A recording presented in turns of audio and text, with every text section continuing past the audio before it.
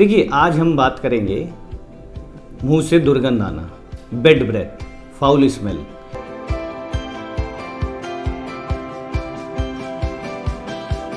Medically इसको हम कहते हैं हेलिटोसिस और ये बहुत ही आम समस्या है।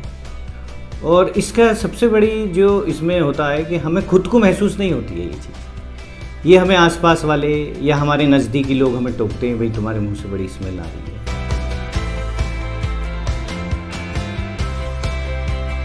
तो बड़ी एम्बेरेसिंग कंडीशन हो जाती है। और ये समस्या की जो वजह होती है ये हम लोग दो तरह से डिवाइड करते हैं, एक तो सिस्टमिक कंडीशंस और एक लोकलाइज्ड। और this is not a disease, it's a symptom.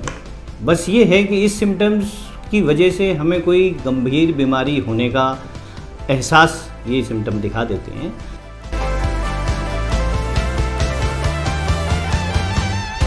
तो सिस्टमिक डिजीज़, सिस्टमिक कंडीशंस में जो हेलिटोसिस या मुंह से दुर्गंध आने की जो वजह होती है उसमें बैक्टीरियल ग्रोथ का इन्वॉल्वमेंट है।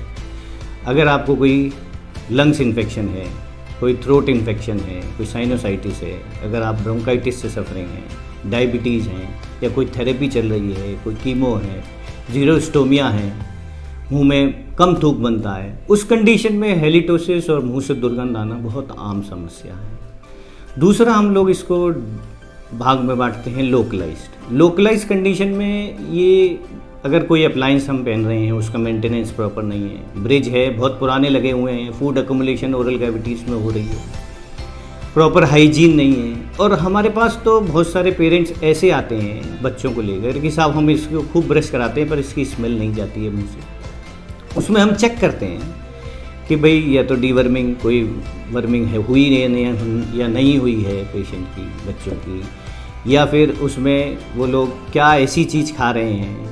हमने बहुत से बच्चों में ये देखा है कि वो मुंह खोल के टीवी देखते हैं, मुंह खोल के पढ़ाई कर रहे हैं। ये चीज़ पेरेंट्स आइडेंटिफाई नहीं कर पाते हैं, पर चूंकि रूटीन चेकअप में हम लोग कैच करते हैं कि because he is having obstruction in nasal cavity, उसकी वजह से वो मुंह से सांस लेते हैं और स्मेल आ जाती है, हेलिटोसिस डेवलप हो जाती है। पेशेंट्स के खाने की हैबिट्स हैं, अप्लायंसेस प्रॉपरली मेंटेन नहीं हो पा रहा है। अब आजकल तो नए ट्रेंड में कुछ लोग, कुछ पेशेंट्स अपने ऑनलाइन अप्लायंसेस मंगा लेते हैं, उनकी मेंटेनेंस प्रॉपर नहीं हो पाती है। तो रूटीन चेकअप बहुत ज़रूरी है। हेलिटोसिस को रोकने के लिए क्लिनिक डॉक्टर्स के पास आएँ, हॉस्पिटल्स में आएँ। हम लोग कैलाश ग्रुप ऑफ हॉस्पिटल्स में हैं, यहाँ पेशेंट्स को हम समझाते हैं how to do the brushing. बहुत से पेशेंट्स हमारे पास आके बोलते हैं कि साहब हम 2-2, 3-3 बार ब्रशिंग करते हैं फिर भी मुंह से स्मेल नहीं जाती है। देखिए, ब्रशिंग 1 और 2 times is more than sufficient if you are doing properly. Vigorous brushing भी ट्रॉमा क्रिएट करती है। तो जब पेशेंट्स हमारे पास आते हैं ओरल हाइजीन के लिए या प्रॉपर मेंटेनेंस के लिए, तो हम उनको ब्रशिंग टेक्निक भी सिखाते हैं, उनको अप्लायंसेस के लिए मेंटेनेंस कैसे करना है। कुछ ओल्ड एज पेशेंट्स आते हैं जिनके रूट स्टम्प्स पड़ी रहती हैं, फूड उसमें सड़ता रहता है, उसको मेंटेनेंस कैसे करनी है। अप्लायंसेस कोई पहन रहा है, डेंचर पहन रहा है, उसको क्लीन कैसे करना है, ये सब चीज़ें हम लोग पेशेंट्स को सिखाते हैं। और इसके निवारण के लिए देखिए, ड्रिंक्स, वाटर ड्रिंक बहुत ज़रूरी है। आप प्रॉपर इंटरवल्स पे पानी पीते रहिए।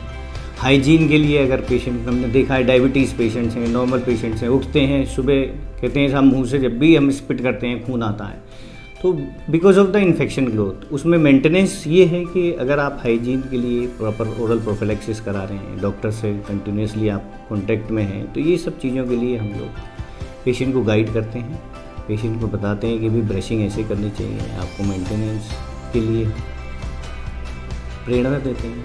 धन्यवाद।